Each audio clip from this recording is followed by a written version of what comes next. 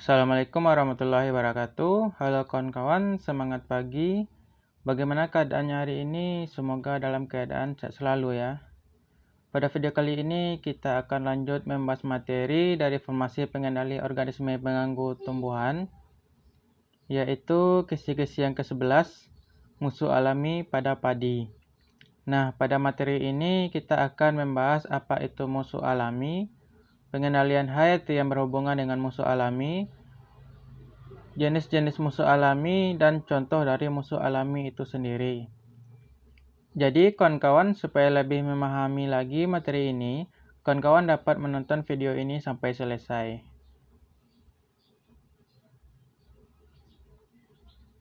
Nah, kawan-kawan, mari kita lihat materinya. Yang pertama yaitu pengertian musuh alami. Apa itu musuh alami? Musuh alami adalah segala jenis organisme yang aktivitas hidupnya dapat merusak, mengganggu kehidupan, atau menyebabkan OPT sakit bahkan mati. Nah, kawan-kawan, organisme di sini dapat berupa makroorganisme seperti serangga maupun mikroorganisme seperti bakteri, jamur, dan virus. Nah, kawan-kawan, musuh alami ini erat kaitannya dengan pengendalian hayati. Nah, apa itu pengendalian hayati? Pengendalian hayati adalah pemanfaatan musuh alami untuk mengendalikan populasi OPT, baik yang diintroduksikan. Diintroduksikan ini maksudnya yaitu adalah memasukkan musuh alami tersebut dari luar, maupun yang sudah ada di suatu daerah atau lokasi tersebut. Jadi, kawan-kawan, pemanfaatkan musuh alami ini juga untuk mengontrol keseimbangan hayati yang ada di semua ekosistem, agar tidak terjadinya kasus peledakan populasi hama dikarenakan musuh alami yang berkurang. Sebenarnya, kawan-kawan, penggunaan pestisida berlebihan dapat menyebabkan musuh alami ini berkurang atau mati.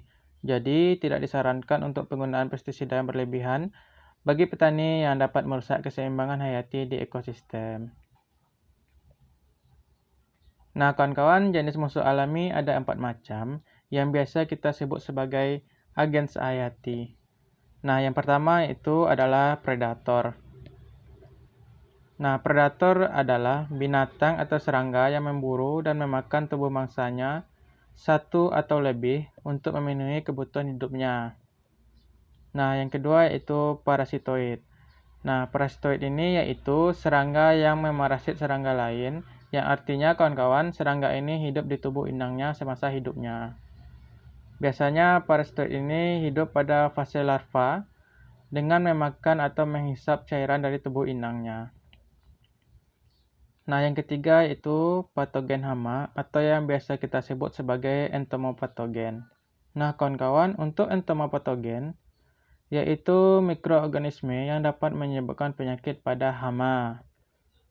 Seperti halnya manusia, kawan-kawan, serangga juga bisa sakit yang biasa disebabkan oleh entomopatogen tersebut. Nah, entomopatogen tersebut bisa berupa jamur, bakteri, virus, dan nematoda. Nah, kawan-kawan, yang keempat itu agen antagonis. Nah, untuk agen antagonis sendiri yaitu mikroorganisme yang dapat menghambat pertumbuhan patogen penyebab penyakit pada tumbuhan. Jadi, kawan-kawan, di sini ada 2 jenis patogen, yaitu patogen penyebab penyakit pada hama. Nah, ini adalah patogen yang menguntungkan. Dan satu lagi yaitu patogen penyebab penyakit pada tanaman. Nah, kawan-kawan, patogen ini sangat merugikan bagi petani karena dapat menyebabkan penyakit pada tanaman. Nah, kawan-kawan, ini adalah pengertian dari agen hayati atau musuh alami dan juga jenis-jenis dari musuh alami itu sendiri. Nah, selanjutnya kita akan membahas mengenai contoh musuh alami dan hamanya. Jadi, kawan-kawan, sebelum kita mengetahui contoh musuh alami atau agen hayati pada padi, kita harus tahu juga hama dan penyakit pada tanaman padi. Nah, kawan-kawan bisa pelajari jenis hama dan penyakit ini berdasarkan contoh dari musuh alami ini. Nah, mari kita lihat musuh alami yang pertama yaitu predator. Nah, kawan-kawan, contoh predator pada tanaman padi yang pertama yaitu adalah ular sawah, atau yang nama latinnya Hypsiscopus matanensis. Nah, ular sawah ini berperan sebagai predator dan dapat memangsa hama tikus atau yang biasa kita sebut Rattus argentiventer. Hama tikus juga sebagai momok bagi petani yang dapat menyebabkan petani gagal panen atau rasio kegagalan 50-80%. Nah, kawan-kawan, dikarenakan hama ini cepat sekali berkembang, jika tidak dilakukan pengendalian dapat menyebabkan kerugian.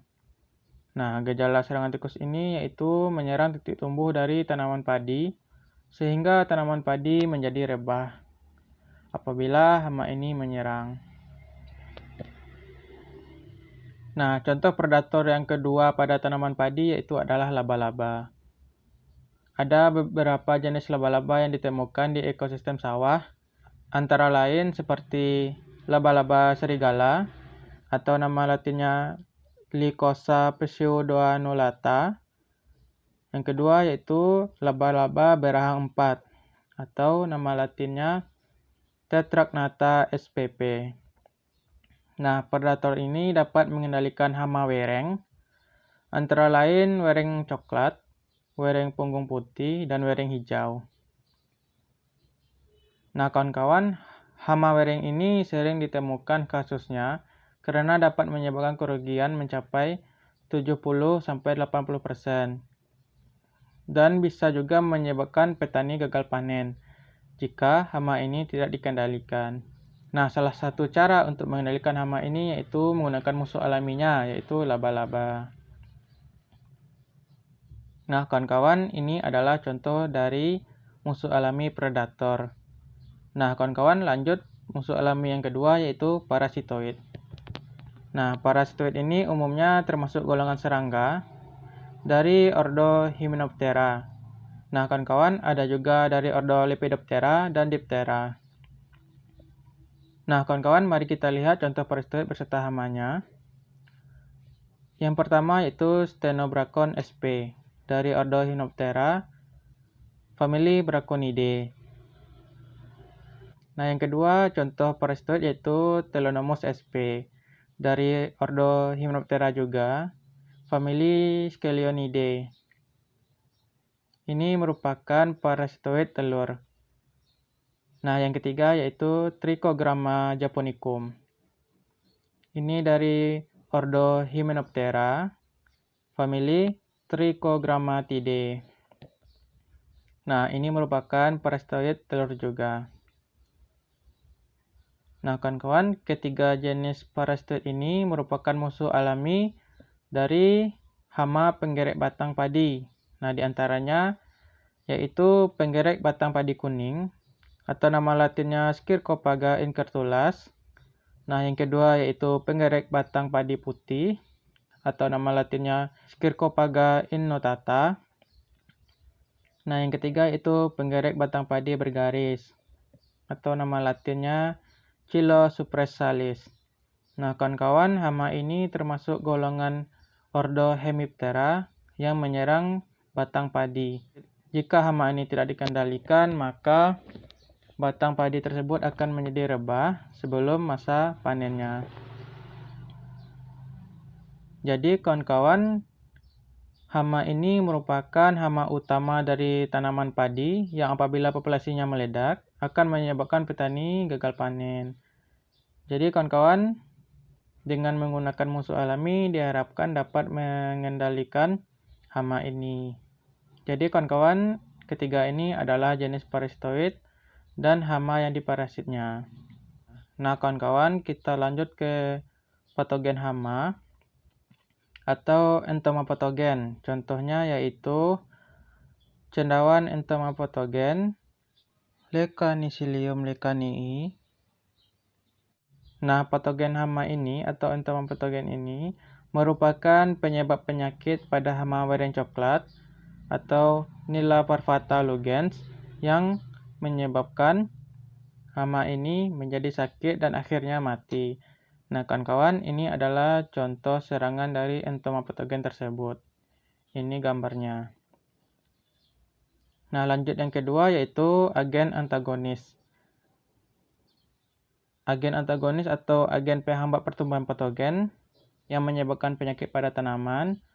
Nah, pada tanaman padi, contoh patogennya yaitu Bacillus subtilis, dan Chromobacterium sp. Nah, kawan-kawan, agen antagonis ini dapat menghambat pertumbuhan patogen Xanthomonas oryzae atau yang biasa kita kenal sebagai penyebab penyakit hawar daun pada padi. Jadi, kawan-kawan, agen antagonis ini dapat diaplikasikan untuk mengendalikan penyakit hawar daun karena ada penelitian dan kajiannya tersendiri. Nah, kawan-kawan, ini adalah contoh penyakit hawar daun yang disebabkan oleh Xanthomonas oryzae pertoval oryzae, penyebab penyakit hawar daun pada tanaman padi. Nah, kawan-kawan sekalian, itulah contoh musuh alami pada tanaman padi, mulai dari predator, parasitoid, patogen hama, dan agen antagonis. Semoga kawan-kawan memahami apa-apa saja contoh dari musuh alami tersebut yang ada pada tanaman padi. Nah, kawan-kawan sekalian, diharapkan setelah mengetahui ini, kawan-kawan paham apa itu musuh alami, pengendalian hayati, dan contoh-contoh musuh alami, dan pengertian dari predator, parasitoid, patogen hama, dan agen hayati.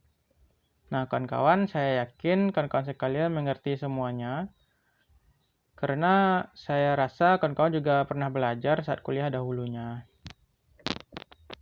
Nah, kawan-kawan, itulah sedikit informasi mengenai musuh alami pada tanaman padi. Semoga informasi ini bermanfaat bagi kawan-kawan sekalian dalam menambah referensi untuk belajar dan menghadapi SKB nantinya. Sekian dulu video saya kali ini. Jika ada salah dalam penyampaian, saya mohon maaf dan mohon koreksinya. Tetap semangat dalam belajar dan jaga kesehatan selalu. Dan saya akhiri. Wassalamualaikum warahmatullahi wabarakatuh.